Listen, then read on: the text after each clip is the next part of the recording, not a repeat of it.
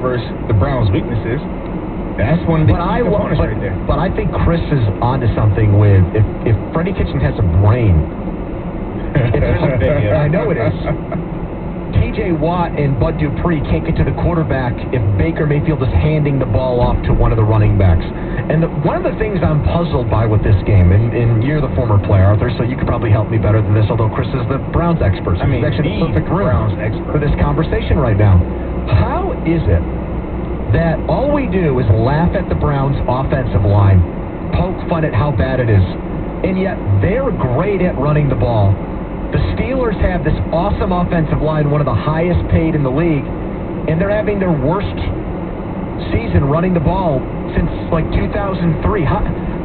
Every football analytics person will tell you offensive lines are what make run games.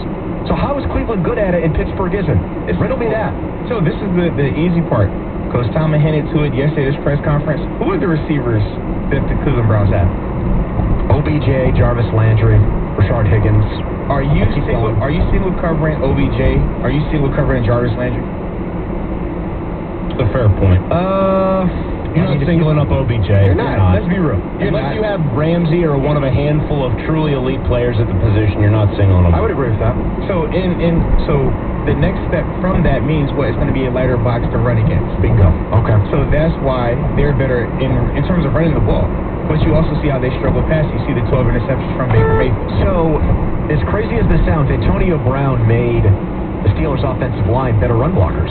He helps them on immensely because the attention that he drew, no different than how Juju was a far more productive player because the attention that he was getting, or the lack thereof, due to Antonio's situation, it also helped Le'Veon out. You see Le'Veon in the Jets offense that doesn't attract that type of attention from the receiver standpoint, and how he looks there.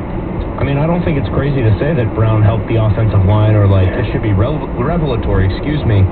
I think every team in the NFL covets a deep wide receiver, the old Randy Moss quote, where he's got that West Virginia twang, and he's saying, my job is to, get down the field, take the top off the defense. Well, that might be the most valuable commodity outside of an actually great quarterback you can have, somebody that just requires two people to cover him at all times. And as a defender, that's what's most scary. You see some of these running backs, and you're like, man, if we're in base personnel, we're able to have the extra defender in the box, we know we're guaranteed to have a free hitter. As long as you got a free hitter, somebody else is going to join the party. You don't have to make the tackle as a solo. I do think that simple, if it's got to be watered down and dumbed down, I think that it actually does favor Pittsburgh in this respect. I think Kareem Hunt actually in this situation complicates things for the Browns. Because it's just another mouth to feed. It's just